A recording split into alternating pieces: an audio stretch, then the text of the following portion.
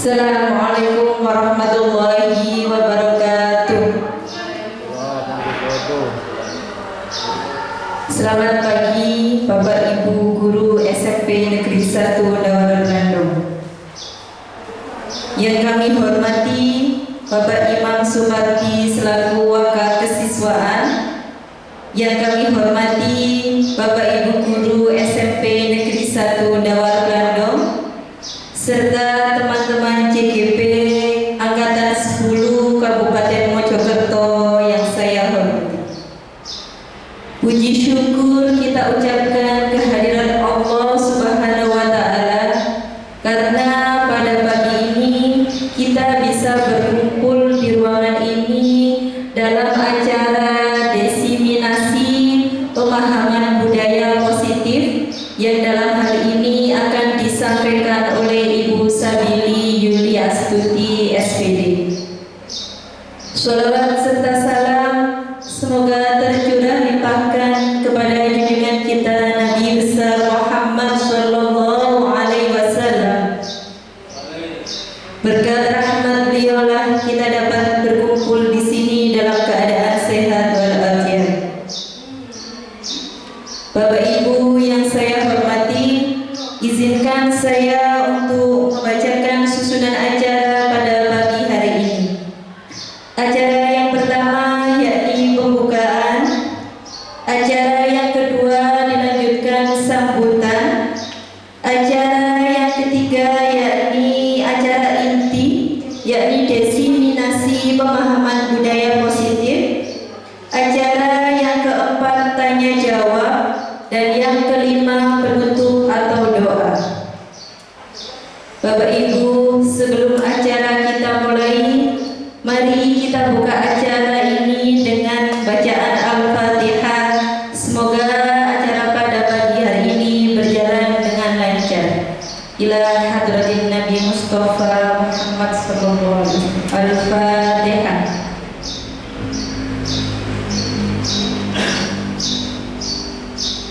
Amin ya rabbal alamin. Dilanjutkan acara selanjutnya yakni sambutan yang dalam hal ini akan disampaikan oleh Bapak Imam Supardi selaku Wakil Kesiswaan. Kepada beliau dipersilahkan.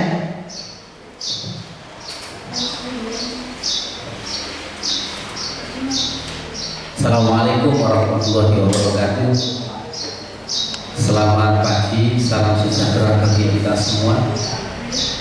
Ibu Sabili Yuliastuti SPD selaku pemateri atau narasumber pada diseminasi pada siang hari ini, Bapak Ibu Guru yang hebat dan luar biasa yang sangat kami hormati.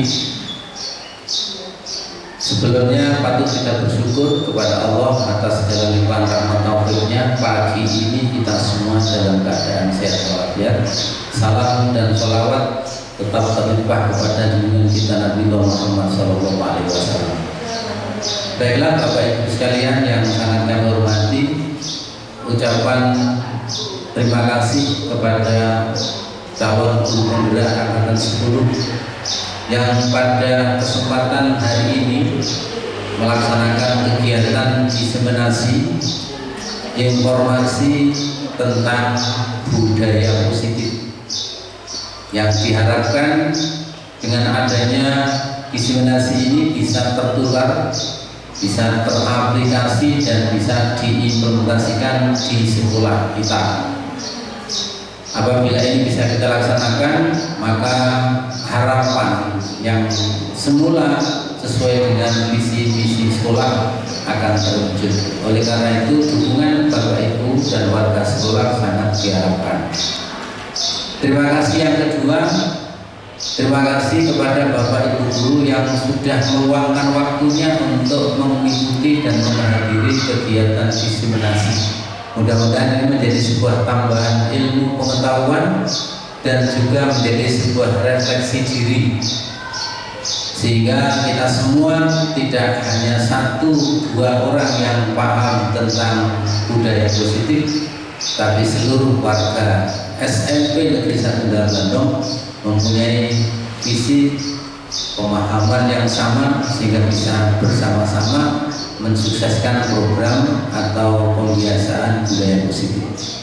Kemudian yang kedua berkaitan dengan kegiatan ini, sebagai wakil dari kepala sekolah memberikan dukungan yang sangat apresiasi dan setinggi-tingginya kepada CGP yang pada tahap ini sudah mencapai di program pengembangan yaitu pemahaman tentang budaya positif. Oleh karena itu, atas nama SMP Negeri 1 Darul Blandong, sekali lagi sangat mendukung program yang baik untuk sekolah kita. Semoga program ini bisa kita laksanakan secara bersama-sama. Kemudian yang ketiga, sebagai wakil dari SMP Negeri 1 Darul Blandong juga mendukung setiap program-program yang dilakukan oleh calon guru penggerak, karena dengan kesempatan yang diberikan ini memberikan kesempatan pula kepada kita semua untuk saling berbagi praktek baik. Mudah-mudahan dengan semakin banyaknya CGP di SMP di 1 Darul Blandong akan mempermudah dan memperlancar program-program yang ada di sekolah. Saya kira itu untuk sambutan kali ini. Semoga apa yang menjadi maksud dan tujuan kita, utamanya calon guru penggerak, bisa terlaksana dan semuanya bisa menjalani dan melaksanakan program itu dengan baik. Akhirnya semuanya menjadi status yang CGP menjadi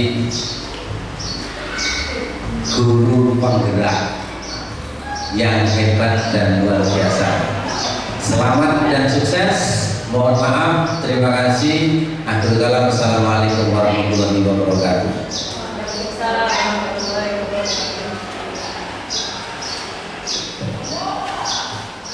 Terima kasih kami sampaikan. Untuk acara inti atau acara selanjutnya, yakni pemaparan mengenai budaya positif, yang dalam hal ini akan disampaikan oleh Ibu Sabili Yuliastuti. Kepadanya kami persilakan.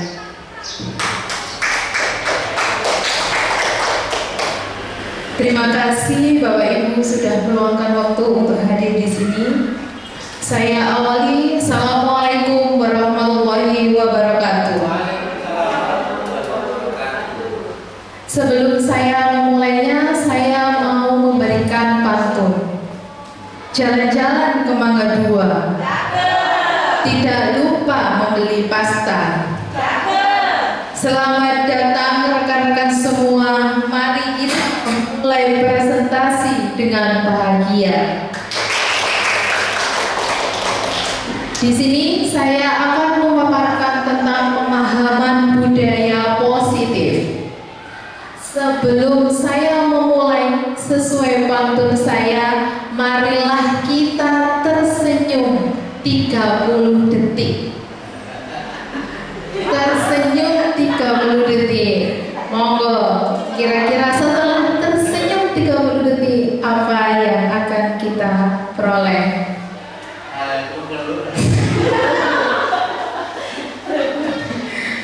Mulai dari tersenyum, akhirnya kita sampai capek, tapi kita akhirnya benar-benar tertawa. Berarti kita bisa sudah memulai dengan bahagia ya Bapak Ibu. Ya. Oke, selanjutnya sebelum saya memulai, marilah kita membuat kesepakatan pada forum diseminasi ini secara bersama-sama. Karena di dalam materi budaya positif ini nanti ada pembuatan keyakinan kelas yang dibuat bersama. Maka selayaknya kesepakatan ini juga kita buat bersama. Contohnya yang pertama adalah menghargai siapapun. Ini contoh yang saya buat. Kira-kira apakah sudah setuju Bapak Ibu? Setuju. Yang kedua, menjadi pendengar yang baik. Bagaimana? Setuju. Selanjutnya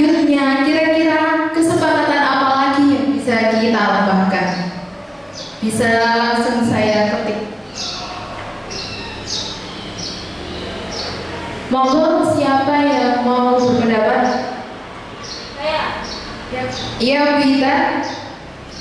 Kalau ada yang bertanyakan, silakan angkat tangan. Ketika bertanya, mengangkat tangan.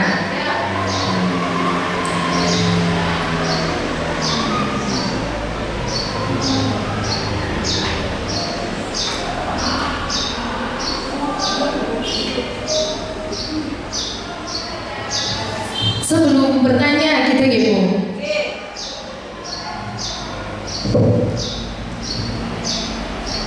Kira-kira ada yang lain?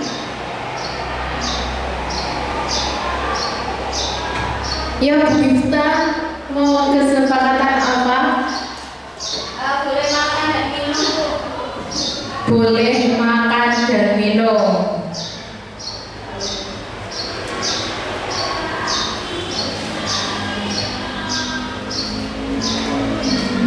Ada lagi Bapak Ibu?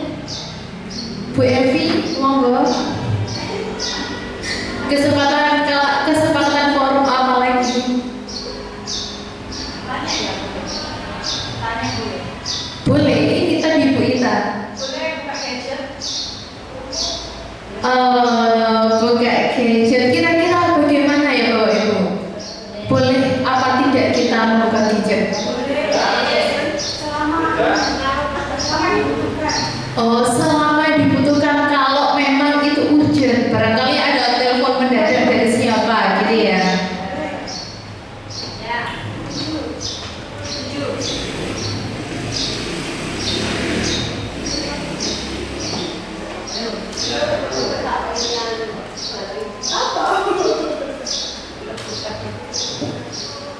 Ada lagi apa sudah cukup?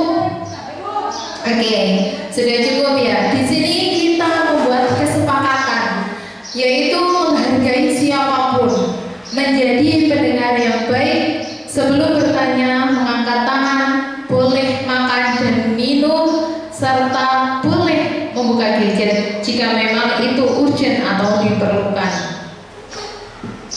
Kita sepakat semua ya. Ya. Ya Bu.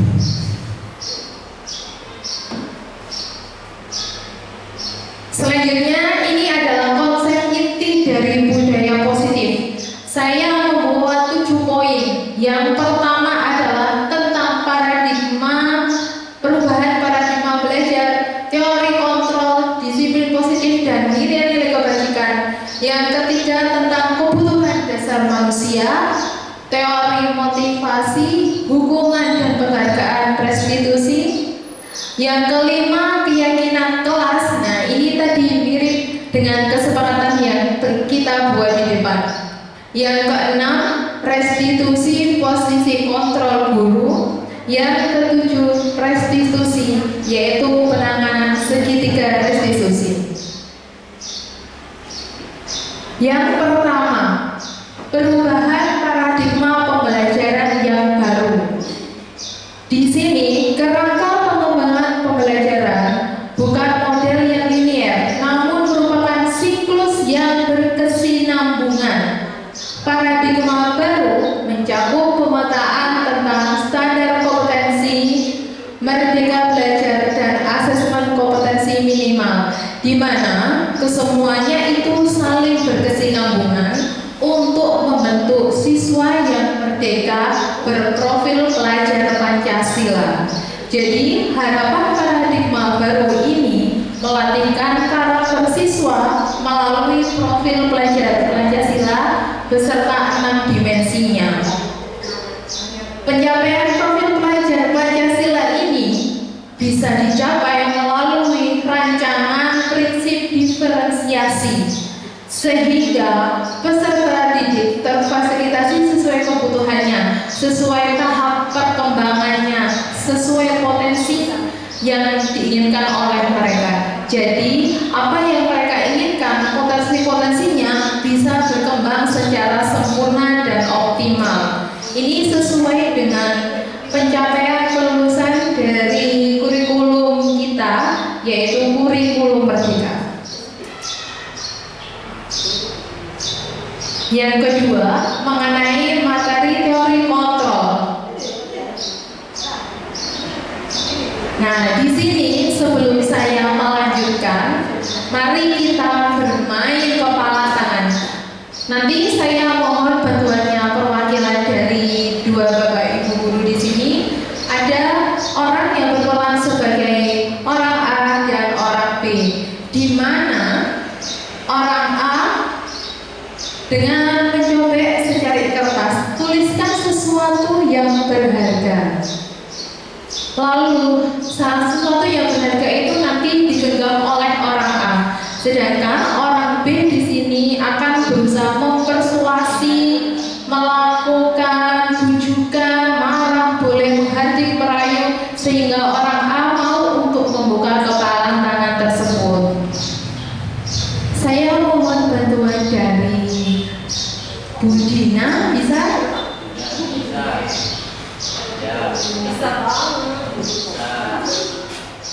Bu Dina dengan Bu Hani, monggo.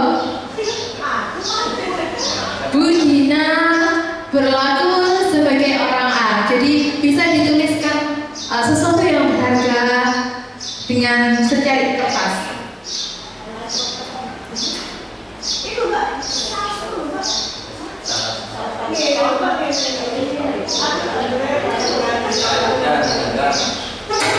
Monggo kita melakukan simulasi bermain kepalan tangan.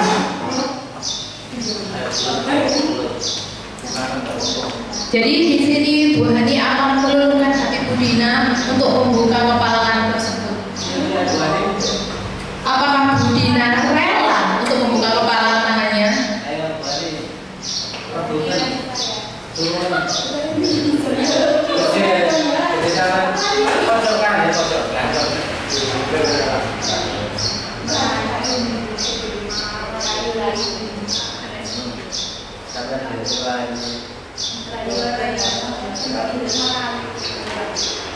Bu Dina, bolehkah tangannya saya buka?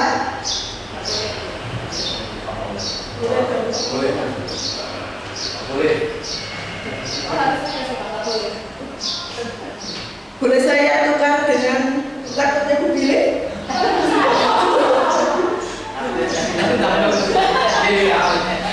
Boleh saya tukar dengan HP ini? Memang seberharga itu kan?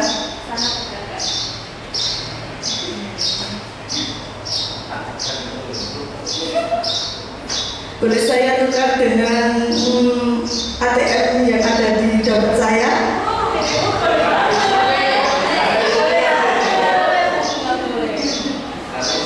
Ya sudah, kalau itu.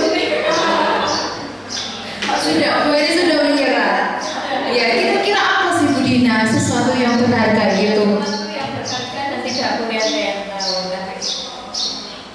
Karena itu berharga sekali ya Bu Dina. Boleh nggak kalau dibuka? Saya buka. Oh tetap ya. Terima kasih. Tepuk tangan untuk Bu Hani dan Bu Dina. Segala upaya telah dilakukan Bu Hani sampai mau menukar ATM. Ya, itu adalah harta kekayaan yang wow. Ternyata di sini tadi Bu Dina dengan kekehnya mempertahankan kepalan tangannya. Apa yang ada di genggamannya? Karena Bu Dina meyakini itu adalah miliknya, sesuatu yang berharga.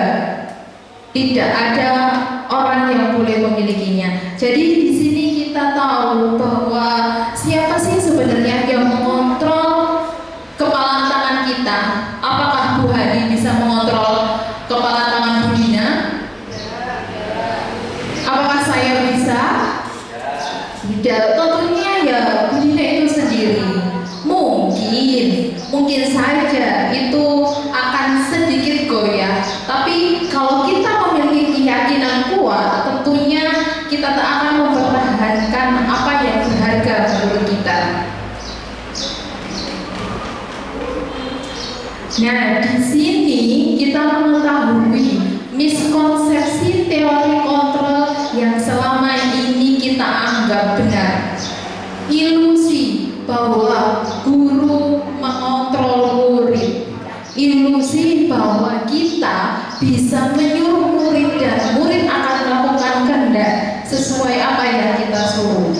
itu adalah sebuah ilusi. Jika memang mereka tidak mempersilahkan dirinya untuk kita, maka mereka juga tidak akan mengikuti apa yang kita instruksikan.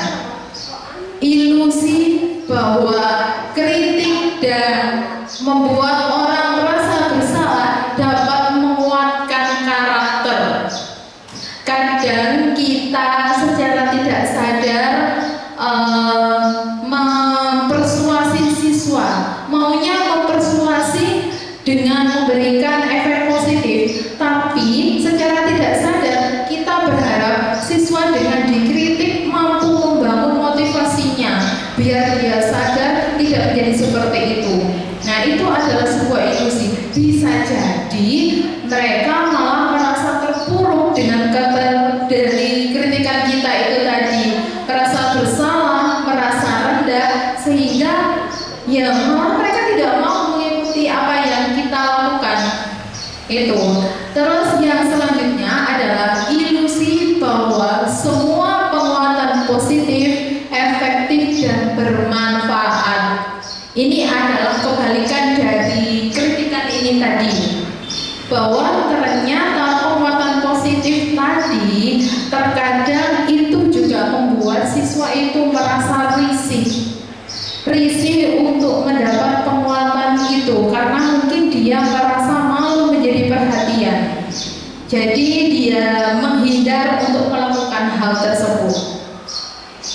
Ilusi bahwa orang dewasa memilih hak untuk memaksa, ini yang sering kita lakukan, termasuk saya juga. Kita mentang-mentang menjadi orang dewasa, jadi anak kecil, kalau kita suruh pasti mereka mau, pasti mereka nurut dengan kita.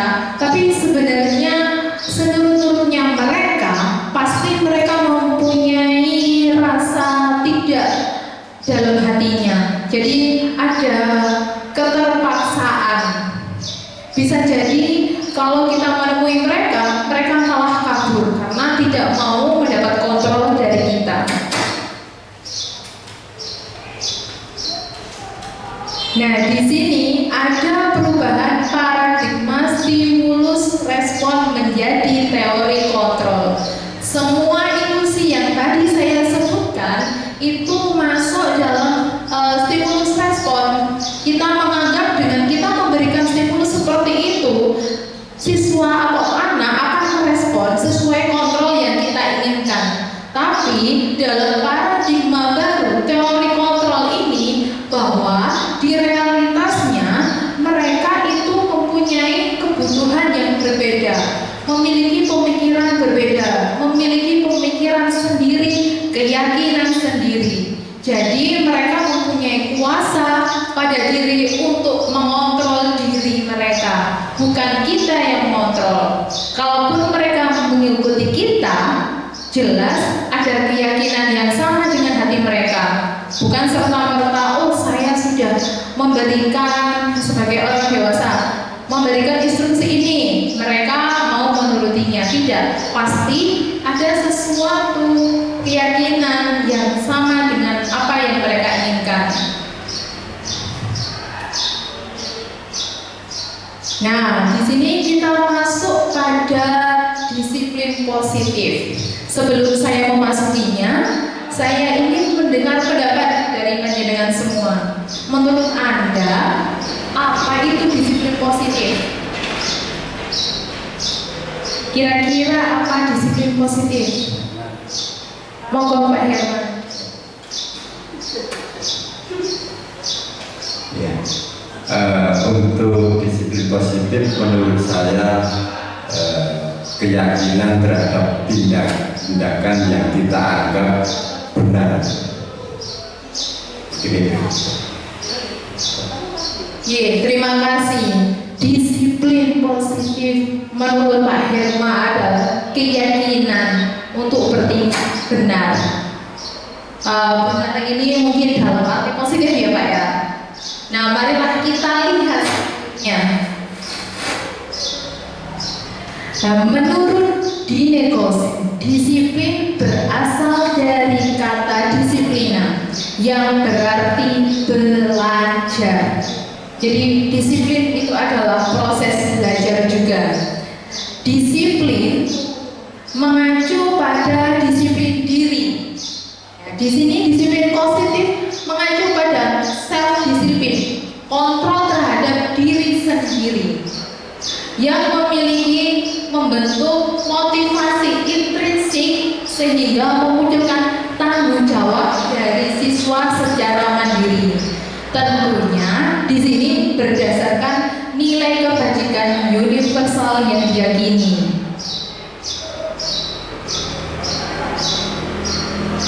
Nah, di sini ada beberapa nilai-nilai kebajikan.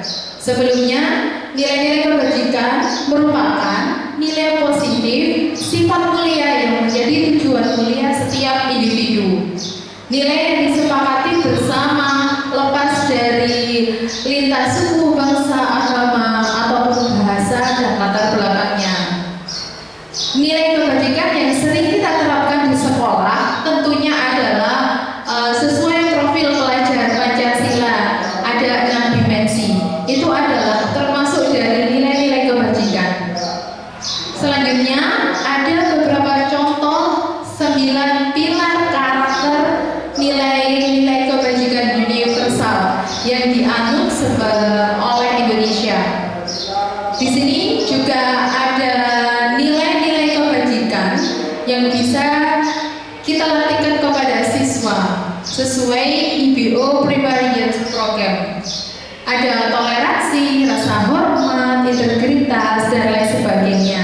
Jadi untuk membawa disiplin positif, kita harus mengacu kepada nilai-nilai kebajikan, harus menanamkan, menghidupkan nilai kebajikan dalam diri siswa, sehingga timbul motivasi intrinsik yang memunculkan disiplin diri dari siswa untuk bertanggung jawab terhadap dirinya.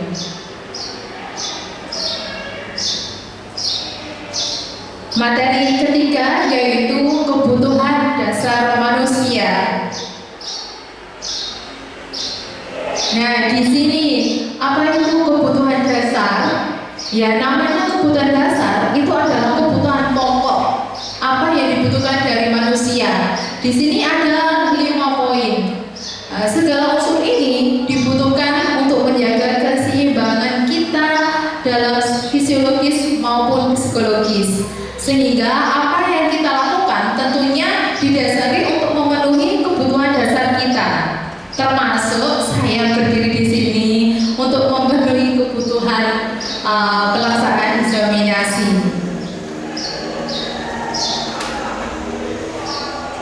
Nah, kebutuhan dasar ini yang pertama adalah bertahan hidup. Kebutuhan yang paling dasar, bertahan hidup, mengenai kebutuhan pokok kita tentang sandang, papan, pangan. Kalau kita belum memenuhi kebutuhan itu, kita tidak bisa melanjutkan untuk berpikir kebutuhan lain. Jelasnya setiap orang pasti mikir hal utama, ya kalau lapar apa, kalau besok pakai baju apa. Setelah itu akan memikirkan kebutuhan yang lain. Kebutuhan akan kasih sayang dan rasa diterima. Tentang rasa diterima, diperdulikan, berbagi, bekerja sama dengan kelompok, rasa disayangi oleh seorang anak. Kemudian kebutuhan dasar kebebasan. Kebebasan ini terkait dengan kemandirian, memiliki pilihan, mencoba hal baru, mampu mengendalikan diri sendiri untuk bebas berekspresi. Kemudian yang tak kalah penting adalah kebutuhan tentang kesenangan, tentang bermain, humor, antusiasme, dan tertawa. Seperti yang saya lakukan di awal tadi, pertama saya memenuhi kebutuhan kesenangan. Dengan rasa bahagia, kesenangan, kita bisa melakukan eksaminasi dengan lancar. Selanjutnya adalah tentang penguasaan, terkait harga diri untuk keinginannya untuk dianggap memimpin, berprestasi, diakui dan didengar. Itu adalah tentang penguasaan. Termasuk yang kita lakukan di sini, saya memenuhi kebutuhan saya untuk, contohnya adalah penguasaan, untuk didengar, untuk mendapatkan, untuk bisa menunjukkan apa yang telah saya buat. Nah, sebelum menuju materi selanjutnya, mari kita melakukan refleksi.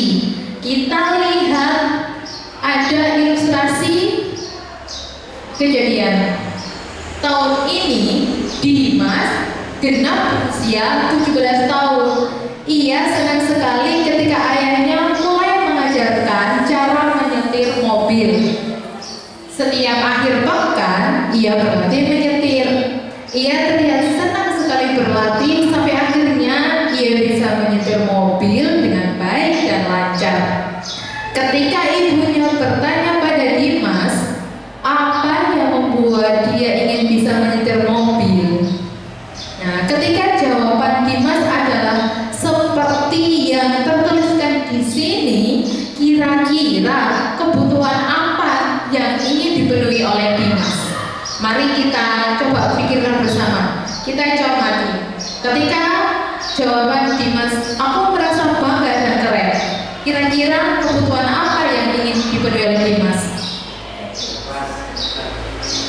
Kira-kira apa Bapak Ibu? Keren. Coba kita lihat ya, tentang penguasaan, tentang prestasinya, oh dia merasa bangga dan keren itu tadi. Yang kedua adalah biar bisa jalan-jalan naik mobil sama teman-temanku. Kira-kira kebutuhan apa? Ya, mari kita lihat. Kasih sayang, karena bisa mengajak teman-temannya. Yang kedua ini, yang kesenangan ini, jelas ya, aku senang bisa pergi. Nah itu seperti ini kemarin saya kerjakan di LMS. Saya ngopi supaya bisa meningkatkan pemahaman panjenengan semua. Yang ini kan jelas ya, kesenangan tentang bisa pergi kemana-mana. Nah di sini tentang kebebasan.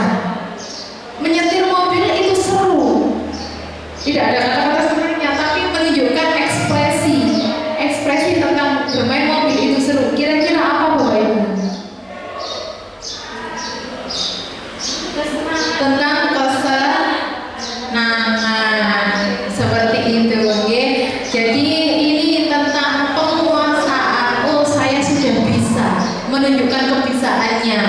Ini biar bisa jalan-jalan sama temanku, merasa diakui, diterima oleh temannya. Aku senang bisa pergi kemana-mana. Dia bebas melakukan tindakan apa yang dia inginkan. Aku seru melakukannya. Jadi tentang kesenangan. Selanjutnya tentang teori motivasi, hukuman dan penghargaan restitusi. Nah, di sini teori motivasi perilaku manusia di awal ini saya tunjukkan ada dua. Yang pertama, menghindari ketidaknyamanan atau hukuman. Yang selanjutnya, untuk mendapat penghargaan atau imbalan dari orang lain. Kita melakukan suatu tindakan secara tidak sadar gampangannya karena menginginkan sesuatu, menginginkan dihargai orang, menghindari adanya hukuman. Nah ini adalah eksternal, adanya pengaruh dari luar. Yang selanjutnya, untuk menjadi orang yang mereka inginkan dan menghargai diri sendiri dengan nilai yang mereka percaya. Jadi benar-benar dari dirinya sendiri.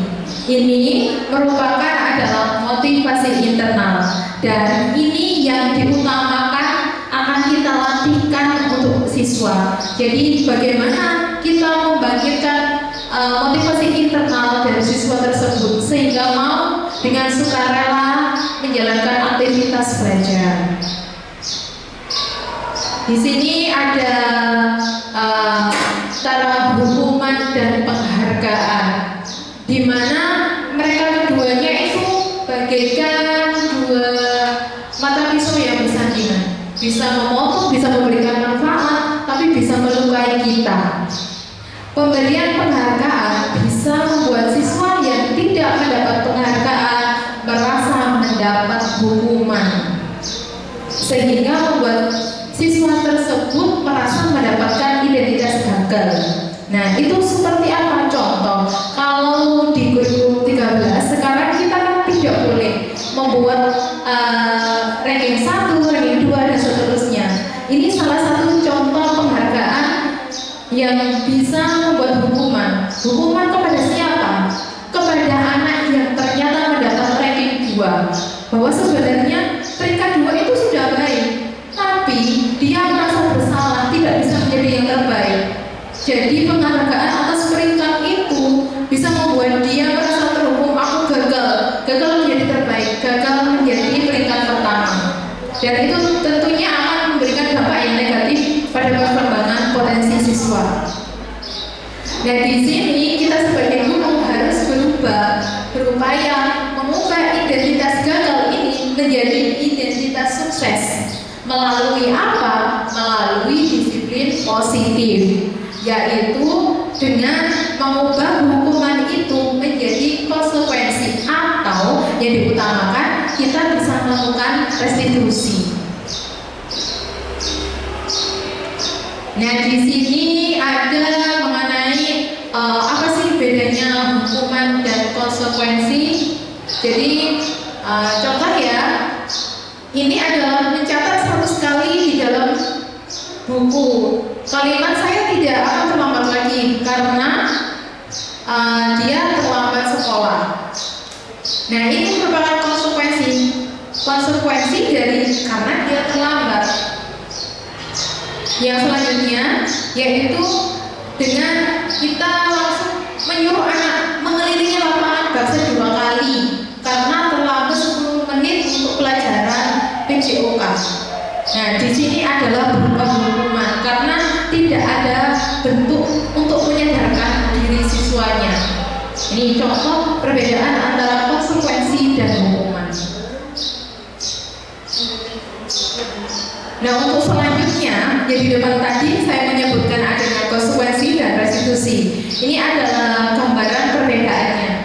Jika hukuman berupa paksaan melakukan tindakan karena melanggar aturan, jadi siswa langsung dipaksa menjalankan, oh kamu harus lari mengelilingi kelas tanpa ada alasan atau diberi kesempatan siswa untuk memberikan pendapatnya.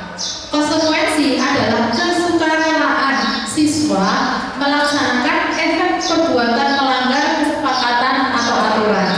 Jadi ada penawaran yang diberikan kepada siswa untuk melakukannya. Yang ketiga adalah restitusi, adalah memberikan kesadaran akan kesalahan yang telah diberikan siswa. Di sini ada gambaran, ada perbedaan. Ini adalah hukuman, konsekuensi, dan restitusi. Mungkin ini terlalu kecil ya Bapak Ibu, nanti bisa saya kirimkan. Jadi gampangannya, kalau hukuman itu adalah sesuatu yang menyakitkan, yang langsung harus dilakukan siswa dengan pemaksaan. Kalau konsekuensi hanya membuat rasa tidak nyaman dalam jangka pendek saja, tapi dia masih sukarela untuk melakukannya. Sedangkan dalam restitusi kita memberikan pilihan-pilihan kepada siswa, di mana siswa sendiri yang harus memilihnya. Nah, nanti untuk restitusi akan kita bahas lebih mendalam pada segitiga restitusi. Pada kesempatan ini kita melakukan refleksi. Ini termasuk hukuman atau konsekuensi. Mari kita perhatikan. Yang pertama, lari mengelilingi lapangan basket 2 kali karena terlambat hadir di sekolah. Kira-kira apa? Terlihat ya. hukuman. Karena langsung disuruh kamu lari karena kamu terlambat. Yang kedua, murid diminta untuk push up 15 kali karena tidak menggunakan masker ke sekolah. Benar, hukuman. Bapak Ibu sudah paham sekali ya. Yang selanjutnya, menggantikan kertas tugas teman yang telah dicoret-coret. Nah ini kan mengganti, bukan langsung dia misalnya disuruh berdiri di depan, nah itu kan langsung menghukum. Nah ini adalah konsekuensi. Membersihkan tumpahan air di meja tulis karena tersenggol pada saat belajar. Kita lihat ya konsekuensi, karena ya solusi dari tindakannya tadi. Murid disuruh tidak mengenakan sepatu seharian di sekolah karena tidak mengenakan sepatu hitam. Kita lihat ya hukuman, karena di sini akan memberikan efek jangka panjang. Merasa siswa akan dipermalukan, jadi efeknya itu jangka panjang. Beda kalau konsekuensi, efeknya akan hanya sedikit, mungkin dia capek atau mendugel ketika mengerjakannya. Tapi kalau dengan menyuruh tidak menggunakan sepatu berharian, berarti kan ada pengulangan rasa bersalah, ada pengulangan identitas gagal itu. Jadi itu, ini sifatnya itu jangka panjang, kalau konsekuensi berdampak pada jangka pendek. Materi selanjutnya, sebelum masuk ke materi selanjutnya, marilah kita melakukan ice breaking terlebih dahulu. Jumlah Bapak Ibu gurunya 10 ya. Marilah kita mencari pasangan sendiri-sendiri. Sudah punya pasangan sendiri, tapi di sini kita harus mencari pasangan lagi. Monggo berpasangan, dan ada yang berlaku sebagai tim ganjil, ada yang sebagai 1-2 gitu aja ya.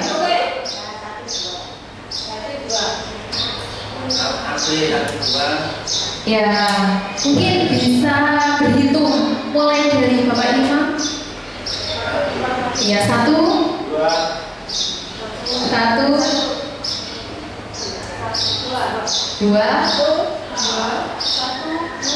Ya, jadi nanti ada yang berlaku sebagai pihak 1, ada yang berlaku sebagai pihak 2. Nah, silakan berpasangan dulu Bapak Ibu dengan pasangannya sendiri-sendiri. Ya, nanti saya menyebutkan angka 1, saya menyebutkan angka 2. Silakan berhadapan dengan pasangannya sendiri. Ya, jangan malu-malu dengan pasangannya. Nah, di sini kita akan memperagakan, ada nomor 1 adalah sebagai cermin, yang nomor 2 adalah sebagai orang yang bercermin. Kira-kira kalau kita menghadap ke cermin, apa yang kita lihat di cermin? Sama dengan apa yang dilakukan oleh orang yang bercermin. Jadi nanti yang nomor 1 jadi cermin dulu ya. Yang jadi cermin harus mengikuti apa yang digerakkan atau yang dilakukan oleh orang yang bercermin. Silakan berekspresi atau bergaya sekonyol mungkin. Jadi cerminnya harus benar-benar mengikuti. Nanti kalau saya bilang 1, berarti yang nomor 1 jadi cermin. Kalau saya bilang nomor 2, berarti gantian. Yang nomor 2 jadi cermin. Percobaan. 1, langsung bergerak. Pak Imam jadi cermin, Pak Imam yang bergerak. Jangan malu-malu Bapak-bapak. 2. Berarti 2 ya dari sini.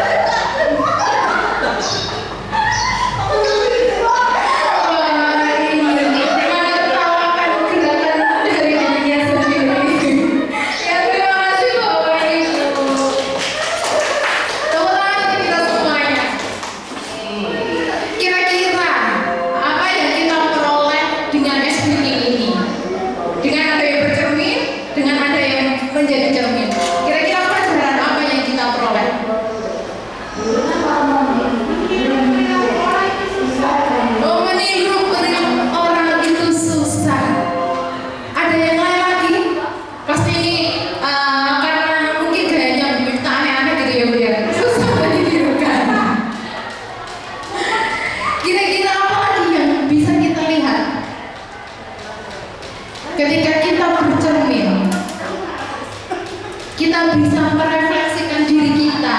Oh, ternyata kalau selama ini apa yang kita lakukan kan kita mungkin tidak menyadari apa yang kita lakukan. Tapi dengan kita bercermin, kita bisa tahu, oh ternyata saya seperti ini. Nah, untuk ini tadi kita akan merefleksikan diri kita. Kita itu sebenarnya masuk dalam posisi kontrol guru yang mana ya? Biasanya yang kita lakukan. Apakah kita yang awalnya ingin memberikan efek positif, benar-benar memberikan efek positif kepada murid kita, ataukah hanya seperti tadi, hanya ilusi atau bayangan kita saja? Nah, di sini kita akan memahami mengenai restitusi posisi kontrol guru. Nah, di sini kita sebagai guru seringnya adalah bisa menjadi seorang penghukum, bisa menjadi seorang teman, bisa pembuat rasa bersalah, pemantau atau manajer. Di sini sebenarnya ada maksudnya. Kenapa kok ini saya jajarkan dua seperti ini? Di sini penghukum dan pembuat rasa bersalah ini adalah hal yang negatif sifatnya. Kalau yang sebagai teman, pemantau ini bersifat netral. Kemudian yang sangat diharapkan adalah kita sebagai manajer. Jadi kita sebagai guru adalah sebagai manajer. Nah, nanti akan saya paparkan posisi-posisinya ini seperti apa. Nah, Bapak Ibu guru di sini nanti akan merefleksikan sendiri. Oh, kira-kira tadi saya bagaimana ya? Seperti ketika dengan bercermin, apakah dengan melihat dirinya sendiri itu bisa sesuai dengan posisi manajer yang diharapkan, ataukah masih berada pada posisi kontrol keempat ini? Ayo mari kita refleksikan bersama. Yang pertama, posisi kontrol guru sebagai penghukum. Mungkin kita juga sering kelepasan menjadi penghukum kepada siswa karena ya mungkin banyak tekanan, banyak tugas yang belum selesai, materi yang belum selesai dan lain sebagainya. Sehingga jarak pintasnya ya kita memberikan suatu pernyataan yang ingin membuat efek positif, tapi itu merupakan suatu hukuman. Nah, ini dicirikan dengan apa? Melontarkan pertanyaan-pernyataan yang menyakitkan atau dengan suara keras, dengan gestur menunjuk. Hei kamu, kenapa telat? Nah, seperti itu. Kamu kenapa rame? Kenapa di situ dan sebagainya. Ada gestur menunjuk dan melotot, marah-marah ibaratnya gitu ya Bu ya. Kadang kita kan ya kalau sudah siang, kalau udah itu cuapek, makanya kadang terlepas menjadi penghukum. Nah, di sini akan memberikan dampak negatif, menjadikan anak pendendam, pemberontak dan menyalahkan orang lain. Bahkan anak itu bisa mengalami keterpurukan mental karena biasanya kalau posisi menghukum kita melakukannya di depan banyak anak. Nah, itu bisa membuat keterpurukan mental dan dia menjadi rasa percaya dirinya turun, tidak percaya pada dirinya sendiri karena sudah malu karena dia dihukum tadi, sehingga bisa menyebabkan kesedihan berkelanjutan. Nah, ini contoh dari kontrol yang menghukum. Hormat kepada bendera selama 1 jam. Kita inginnya mungkin maksud kita memberikan konsekuensi kepada siswa. Mungkin karena terlambat, karena apa? Ya silakan hormat dulu, memberikan efek jera kepada siswa. Yang sudah tidak sadar itu kita memberikan kontrol sebagai penghukum, bukan malah membangun siswa untuk tidak melakukannya lagi. Selanjutnya adalah membuat rasa bersalah, membuat seperti memelas gitu. Ini lebih halus lagi. Karena apa? Kita memberikannya dengan kata-kata lembut. Nah, ini yang kadang-kadang itu membuat kita, oh aku sudah benar memberikan treatmentnya, tapi ternyata kata-kata lembut pun bisa membuat efek negatif karena membuat efek rasa bersalah itu tadi. membuat orang lain merasa tidak nyaman, merasa siswa itu tersudutkan. Kenapa ini disuruh memperhatikan tapi dengan keheningan? Jadi dia itu akan muncul rasa bersalah, bahkan rendah diri. Sebesalahkah ini saya setelah melakukan ini sampai saya menjadi pusat perhatian? Karena apa? Karena kita menciptakan keheningan itu tadi. Lalu bisa berdampak pada penilaian yang buruk. Murid menjadi merasa bersalah dan tidak berharga. Padahal itu sudah dengan kata-kata lembut, bukan malah sadar, malah membuat rasa bersalah. Bahkan mungkin efek selanjutnya dia akan timbul rasa menyakiti kepada dirinya ataupun kepada orang lain. Contohnya, berapa kali ibu harus memberitahu kamu selalu saja mengecewakan ibu. Tentunya dengan nada yang dengan nada yang lebih lembut lagi. Ini kata-katanya sebenarnya terkesan tidak ada efek menghukum atau efek negatif, tapi bisa memberikan efek identitas gagal itu tadi. Jadi sesalah itukah saya?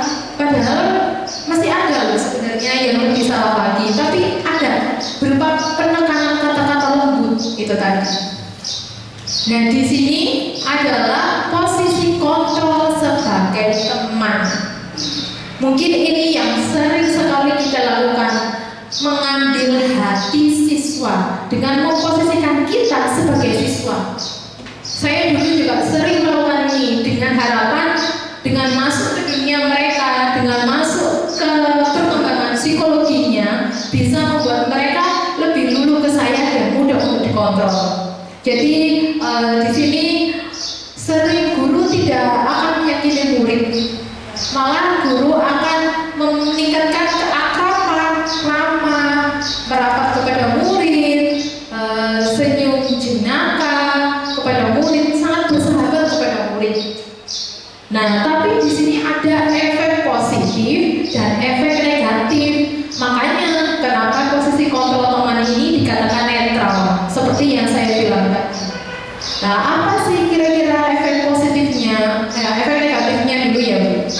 Nah, positifnya ini menjalin hubungan baik antar guru dan murid, tapi tidak jarang juga menyebabkan karena saking rasa temannya, rasa unggah-ungguhnya itu bisa meluntur karena dia memposisikan pada teman.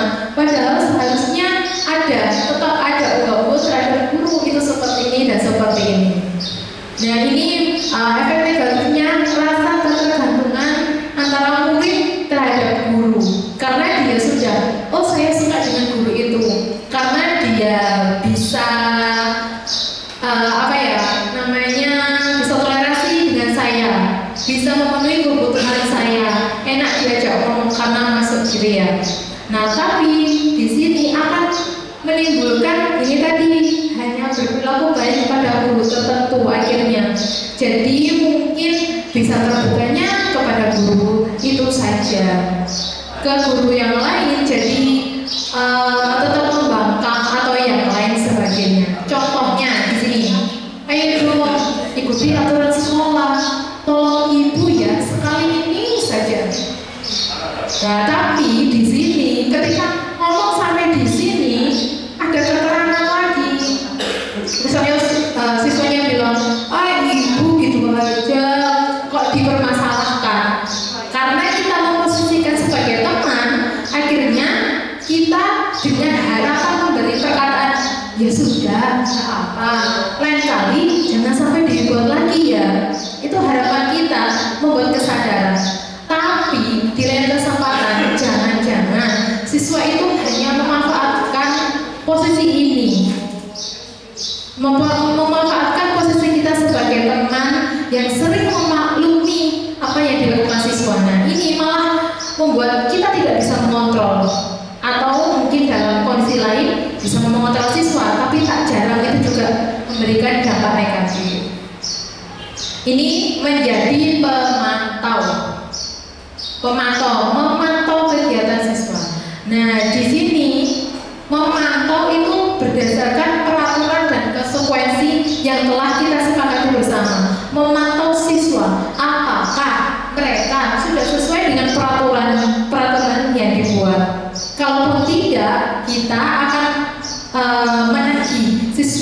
untuk melaksanakan konsekuensi yang telah dia lakukan.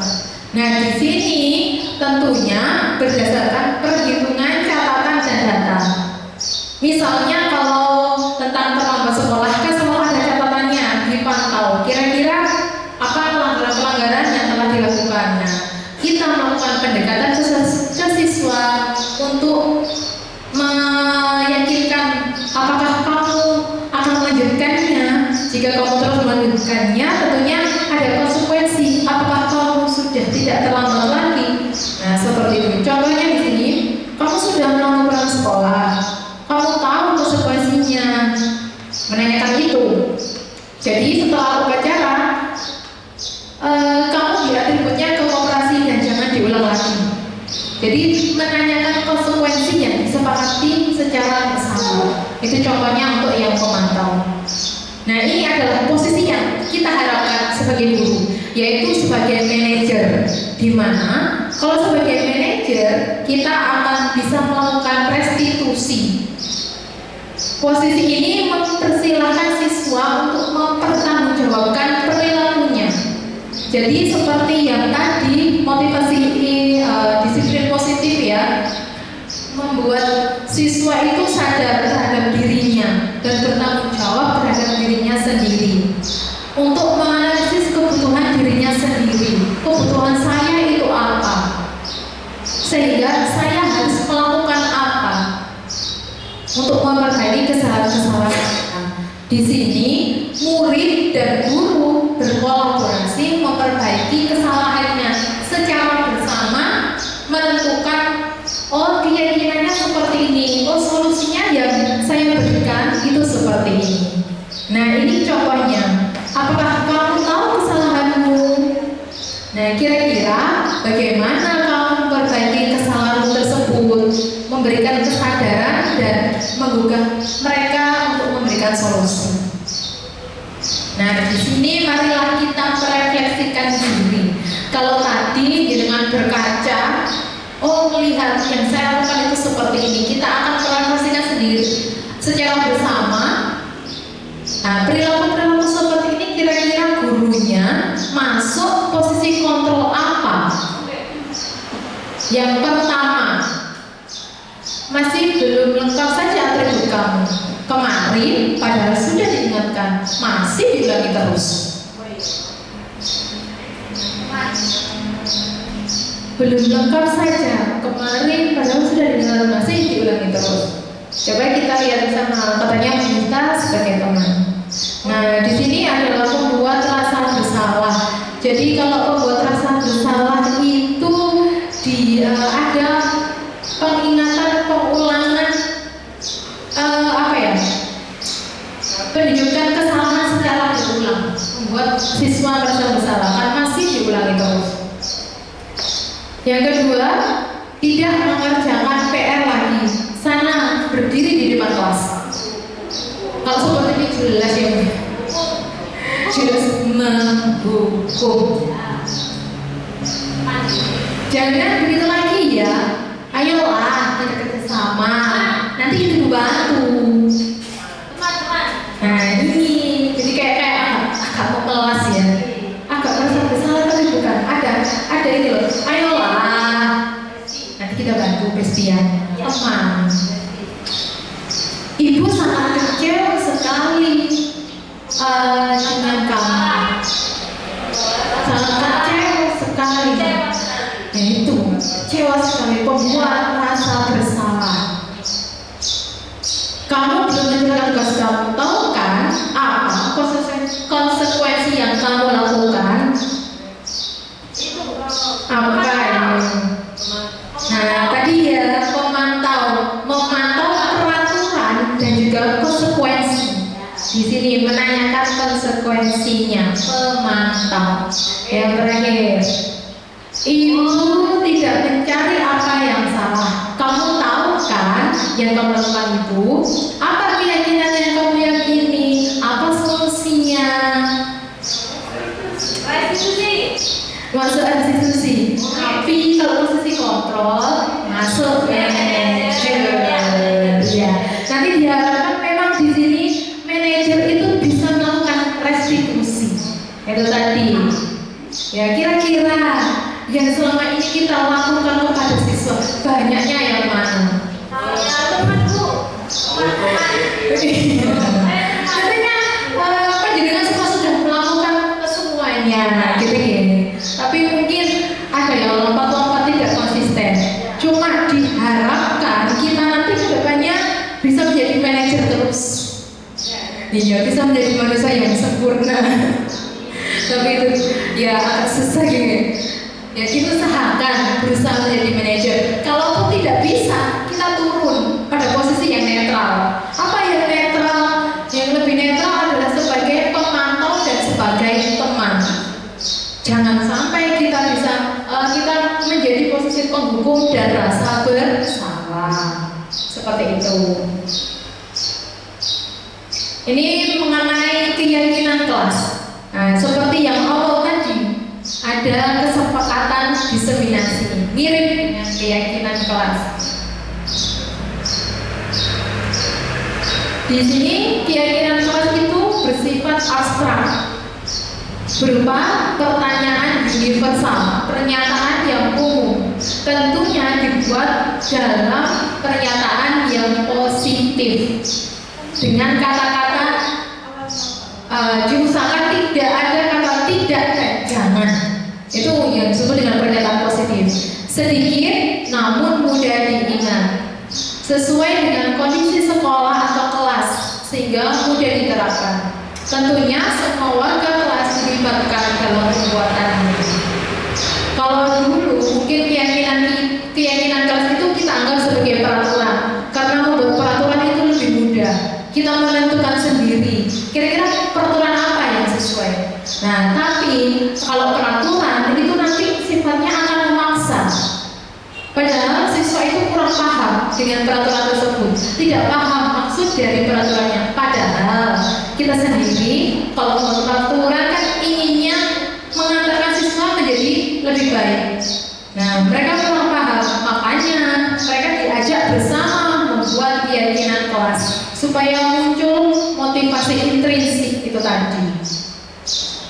Ini prosedurnya, melibatkan warga sekolah, mencatat masukan dari sekolah, warga sekolah atau siswa, tentunya menggunakan kalimat positif, melakukan review hasil curah pendapat dan masukan yang dicatat, tidak boleh terlalu banyak dan seluruhnya ya. Ini contohnya dari keyakinan kelas yang bisa kita ambil. Nah, di sini kalau untuk anak kelas 1 mungkin sifatnya itu lebih sederhana. Untuk anak kelas 5 dan ini untuk anak kelas 7. Jadi di sini disesuaikan juga dengan kemampuan siswa untuk keyakinan yang dibuat agar mereka bisa memahami dan meresapi dari keyakinan yang ada.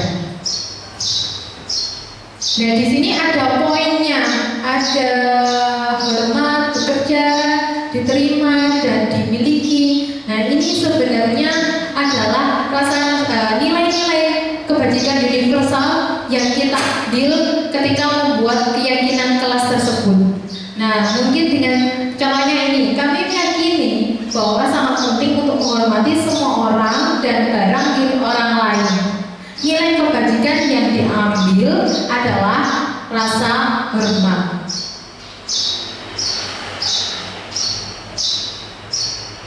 Nah, di sini ada refleksi. Tentunya di akhir selalu ada refleksi ya, biar lebih paham lagi. Nah, apa bedanya peraturan dan keyakinan kelas? Tadi ya, kalau keyakinan peraturan itu bisa menggunakan kalimat negatif, ada kata tidak, ada jangan. Nah, kalau keyakinan kelas itu adalah kalimat yang positif. Nah, kira-kira dari ini semua dilarang membuang sampah sembarangan, peraturan atau keyakinan kelas? Karena ada kata dilarang, ini negatif nih. Kebersihan adalah bagian dari iman. Keyakinan, kata-katanya positif. Ucapkan salam sapa saat bertemu guru. Keyakinan, ya. Jangan diam saja saat bertemu guru.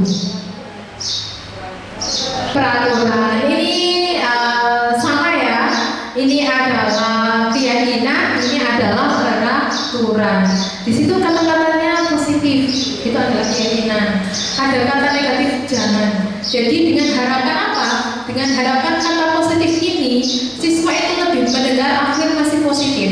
Kalau ada kata-kata jangan, diam saja saat bertemu guru, siswa itu lebih terfokus kepada menghilangkan kata jangannya. Mereka fokus pada diam saja saat bertemu guru. Jadi kalau mendengar sesuatu yang negatif, kita itu kan cenderung menjauh. Sama dengan adanya kata positif. Jadi ibaratnya tidak mau mendengarkan kata jangannya itu tadi. Kalau anak kecil biasanya tambah dilarang, tambah nantang. Karena mereka penasaran, kenapa sih kok tambah dilarang? Telakoni ae, aku pengen ngerti, gampangannya gitu. Tapi kalau sedari awal dikatakan ucapkan salam, berarti kan tidak membuat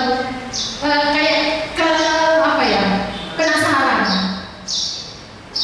Kenapa? Kalau ini kan penasaran kok dilarang, pasti ada sesuatu yang menarik, biasanya seperti itu. Ya pengalaman saya ketika kecil juga seperti itu. Jangan naik pohon. Nah, saya tetap naik pohon. Kenapa? Padahal di atas itu enak, bisa melihat sesuatu, bisa kena angin gitu kan. Tapi karena namanya anak, dia mau dirinya kurang, dia tidak takut. Itu biasanya kalau anak kecil. Padahal yang orang dewasa kan dengan harapan agar tidak jatuh, tidak terluka seperti itu. Ini contoh budaya positif. Siswa diberikan kesempatan untuk membuat keyakinan, terus ditempelkan di papan. Nah, kemudian di sini melakukan curah pendapat, di mana saya membaca setiap pendapat dari siswa, lalu mengelompokkan keyakinan yang serupa. Kalau masih awal kita menganggapnya sebagai kesepakatan karena ibaratnya belum didok. Nah, setelah dikelompokkan seperti ini, kita menentukan kelompok yang pertama berdasarkan nilai kebajikan universal apa. Misalnya yang tadi ini ya, saya ambil contoh yang tadi SMP ya, ada rasa hormat dikelompokkan menjadi satu baris, mengenai kebersihan dan seterusnya. Setelah itu kita mengintisarikan kira-kira keyakinan apa yang bisa kita tuliskan dan disepakati bersama. Nah, setelah itu kita menuliskannya dan mencetaknya ditempel pada sudut-sudut penting di kelas sehingga siswa itu tahu. Ini hanya sebagai pengingat. Tapi mereka sudah meyakini karena mereka membuatnya sendiri. Itu harapannya. Mereka paham apa yang harus dilakukan. Yang terakhir tentang materi segitiga restitusi. Apa itu segitiga restitusi? Awalnya juga saya belum paham apa itu restitusi. Tentunya bentuknya segitiga merupakan proses dialog yang dijadikan oleh guru sebagai jalan agar dapat menghasilkan murid yang mandiri dan bertanggung jawab. Jadi kesemua prosesnya ini adalah sederhananya melakukan tanya jawab kepada siswa, dialog kepada siswa. Untuk apa? Untuk menstabilkan identitas mereka, untuk memvalidasi sesuatu yang salah terhadap didikannya, untuk menanyakan keyakinan dari siswa. Intinya di sini untuk menstabilkan identitas. Contohnya, langsung dengan contoh ya. Kamu bukan satu-satunya yang pernah melakukan ini, atau setiap orang pasti pernah melakukan kesalahan. Jadi di sini kita tidak boleh menyalahkan. Jadi menstabilkan kondisi siswa bahwa identitasnya itu sebagai apa? Oh, sebagai siswa. Jadi dia paham nanti kalau saya sebagai siswa, dia memikirkan saya harusnya seperti apa. Pada posisi masa dari sini membangun kepercayaan kepada siswa untuk percaya bahwa dirinya adalah insan yang baik untuk masa dari sini. Kemudian memvalidasi kesalahan. Kamu tentu punya alasan mengapa melakukan itu. Adakah cara yang lebih baik, efektif untuk mendapatkan apa yang kamu lakukan? Jadi di sini menyadarkan siswa untuk mengungkapkan sendiri kesalahannya itu apa. Jadi sebenarnya di dalam ketiganya ini kita harus menggugah siswa untuk membuat pernyataannya sendiri.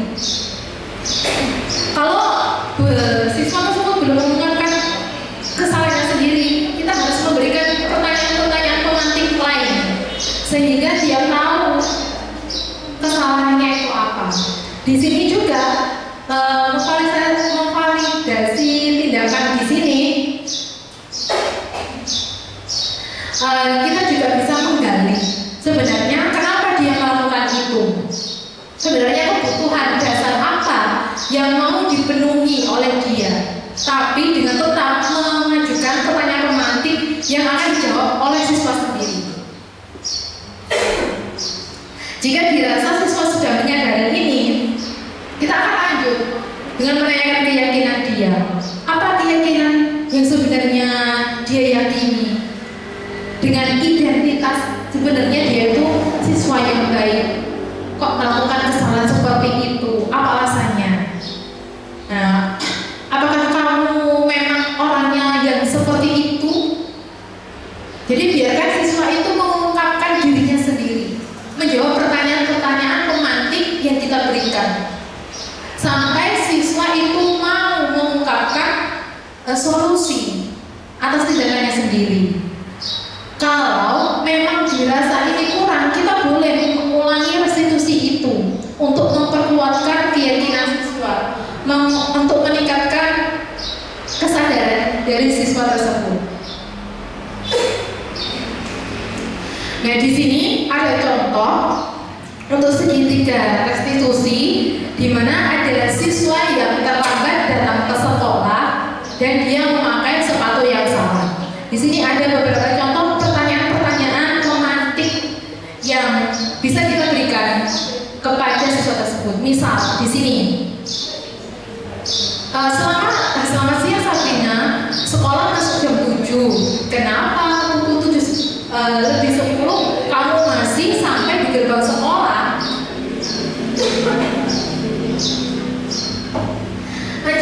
Di sini kan kita tidak menyalahkan, tapi malah menanyakan kepada siswa, kenapa kok masih sampai di situ?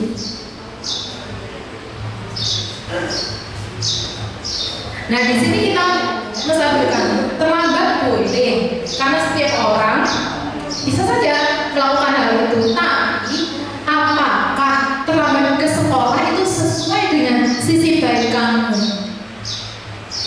Nah, di sini diharapkan siswa itu menjawab. Kalau belum bisa menjawab, kita harus menggali dengan pertanyaan pemantik yang lain. Selanjutnya, memvalidasi tindakan yang salah. Nah, pasti ada alasan bukan kenapa kamu terlambat datang ke sekolah dan memakai sepatu sekolah yang salah. Bukan langsung menghakimi, tapi menanyakan dulu alasannya. Apakah dia ingin memenuhi kebutuhan dasar apa sehingga dia bisa melakukan kesalahan tersebut. Terus selanjutnya kita menanyakan keyakinan. Apa yang kita yakini bersama di sekolah tentang ini bukan peraturan ya, seharusnya berupa keyakinan sekolah. Apakah kamu benar-benar meyakininya? Nah, jika kamu meyakininya, apakah kamu bersedia memperbaikinya? Jika kamu tidak terlambat dan memakai sepatu warna hitam, hal ini menunjukkan apa tentang dirimu? Ini mirip dengan menstabilkan identitasnya tadi.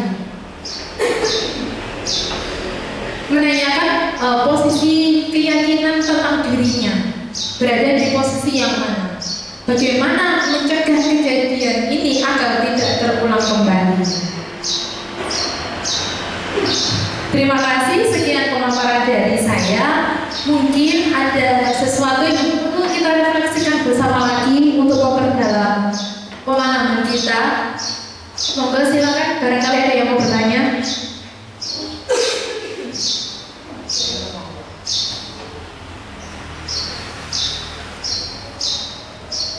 Mungkin saya rasa Bapak Ibu guru-guru di sini sudah paham karena sekolah kita sendiri sudah mengikuti pelatihan sekolah ramah anak. Kita sudah paham mengenai budaya positif. Cuma ya memang implementasinya kita masih perlu latihan dan terus belajar lagi. Terima kasih dari saya.